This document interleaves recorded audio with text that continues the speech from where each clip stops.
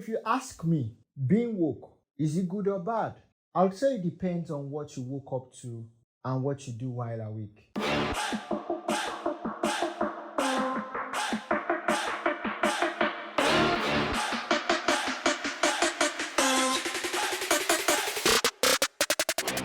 All right, welcome to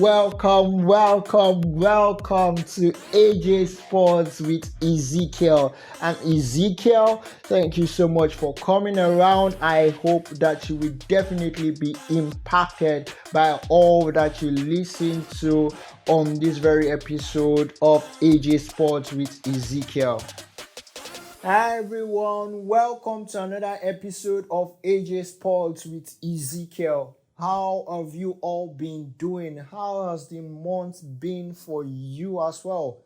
Thank you so much for coming around to listen to another episode here on this podcast. Today we are going to be taking a look at wokeism or being woke. So what does this mean? According to the Oxford Dictionary, wokeism is defined as progressive or left-wing attitudes or practices, especially those opposing social injustice or discrimination that are viewed as doctrinaire, self-righteous, pernicious, or insincere. Hence, such attitudes or practices are seen as constituting a collective social movement or agenda. That's a very long definition, and it appears to me that this definition has been politicized already. According to an article I even read online, it says that this is an updated definition in the Oxford Dictionary, meaning that this was not the original definition. So let's look at another definition from Merriam-Webster's dictionary. Being woke is defined as being aware of and actively attentive to important societal facts and issues, especially issues of racial and social justice. Wokeism is a term that's become more popular in recent years. It's often used to describe a way of thinking that's focused on social justice, equality, and recognizing unfair treatment in the society. People who are called woke usually believe that certain groups, like those defined by race, gender, or sexual orientation, face ongoing discrimination, and they work to bring attention to those issues. So just like waking up from sleep and then being aware of what's happening in your immediate environment, being woke simply means being aware of social injustices, discrimination that is happening in the society you found yourself, and not turning a blind eye to whatever is happening around you. Advocating for the socially marginalized people in the society is a noble thing. In fact, God loves and commands that we care for the socially marginalized people in our society. Deuteronomy chapter 24, 17 to 22 shows how deeply God cares for strangers, orphans, and even widows. I would read verse 17. It says, "True justice must be given to foreigners living among you and to orphans, and you must never accept a widow's garment as security for her debt."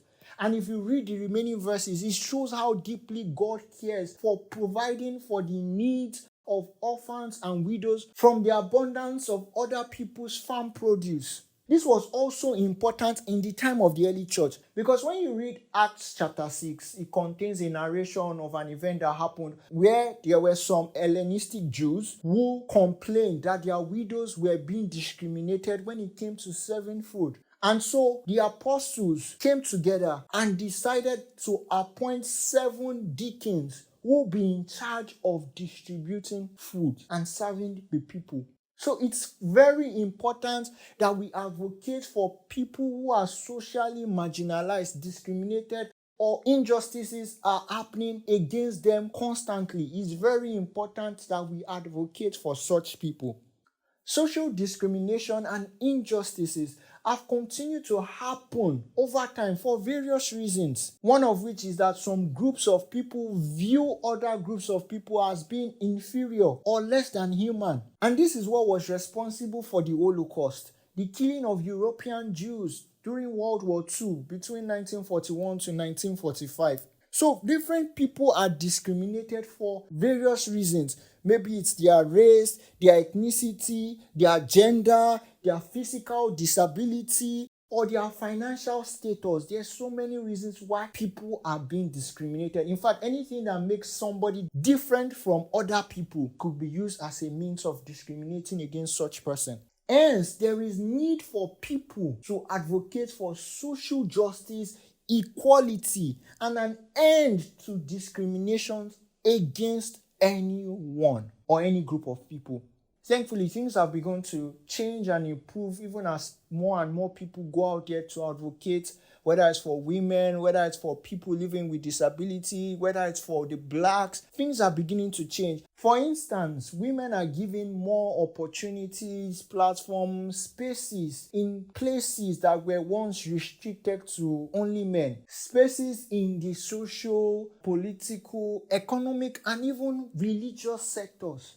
Women are given more opportunities and platforms to rule, be in charge, or have freedom to work. Another example is people living with disabilities.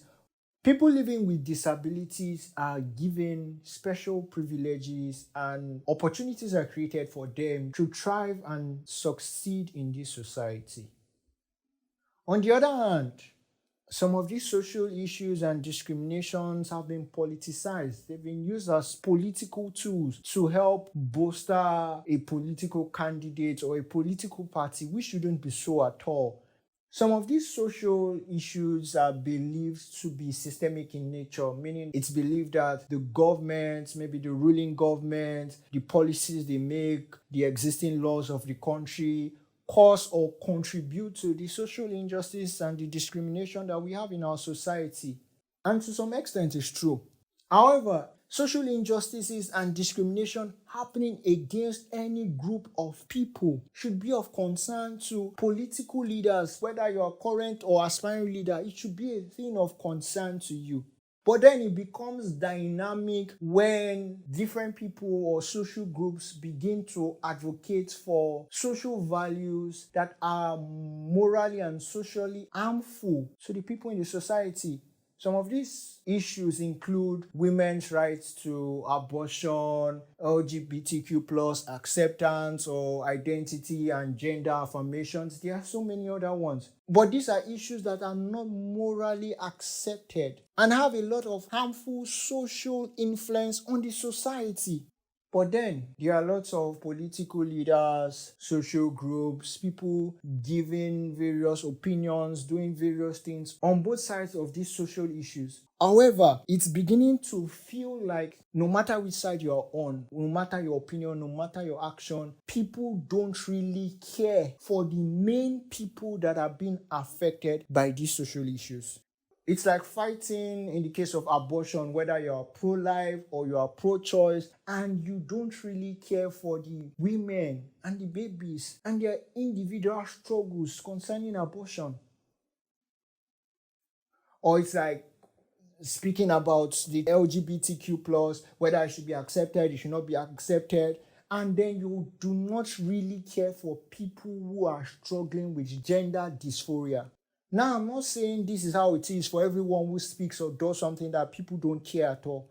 I'm just saying that it feels like there are fewer people who care and just more people who are joining communities, forming social movements that do not genuinely care for people who are affected by such social issues. I might not have the statistical data to back what I'm saying, but it feels like it's true. I feel like it's very true. In fact, being woke is often now used in context that suggests that someone's expressed beliefs about social issues are not backed with genuine concern or action. That's how being woke is now seen. Sometimes it's used disapprovingly. They say it's a political or liberal or progressive movement that talk about matters of racial and social justice in an extreme or unreasonable way. Now, people use the term wokeism or being woke or wokery when they think people who are concerned about social or racial injustices or other things in the society and they see them as being extreme or have too much power and influence in the society. This new view of wokeism or being woke is not far-fetched. It's true. Let me give you an example. Talking about the LGBTQ plus community.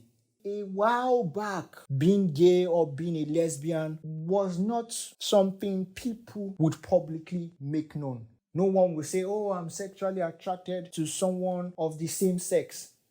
In fact, there were people who mocked people who had same-sex attraction.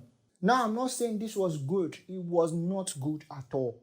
But then, various social groups and prominent people began to advocate for the LGBTQ plus community, and it gained gradual acceptance into the society.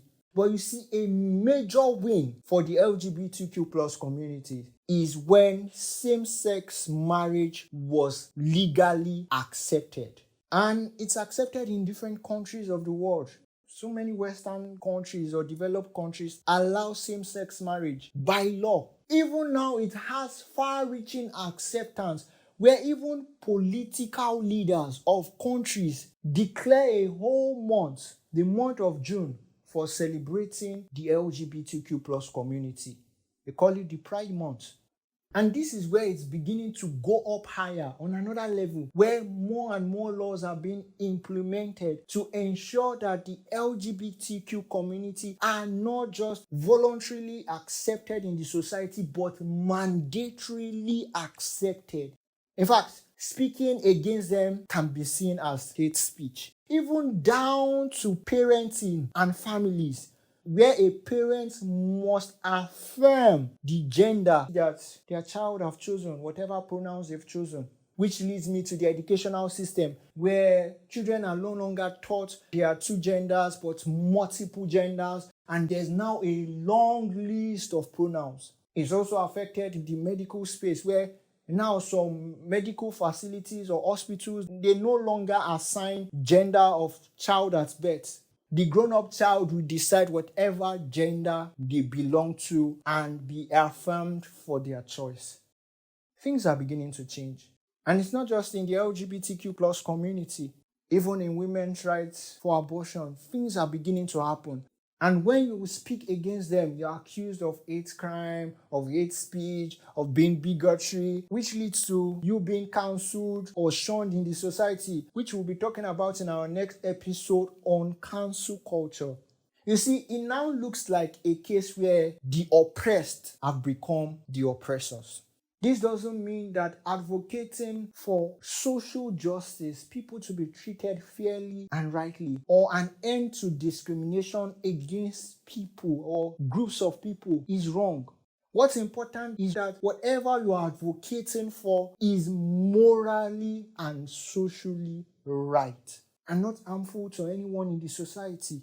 Another important thing is that don't just be somebody who goes out there and you are speaking about these issues and you do not genuinely love, care, and help people.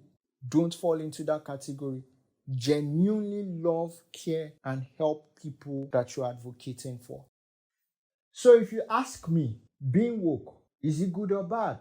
I would say it depends on what you woke up to and what you do while awake. But you can be woke for a good cause, and you can be woke for a bad cause.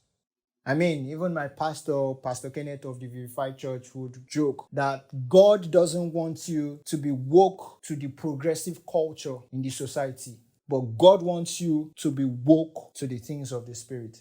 Even at the Vivified Church, our vision is to awaken all hearts to the finished works of Christ. Thank you very much for joining me on this episode. I'm guessing you didn't know how this episode was going to turn out, but please let me know what you think. I would really appreciate. I'm being honest. I would really appreciate. I would like to know various opinions about this topic, being woke. Like this podcast, drop your comments, and share this podcast with your friends, with your family, on your social media platforms. Please share. Please enjoy the rest of your week, and I'll see you in a later episode. Bye.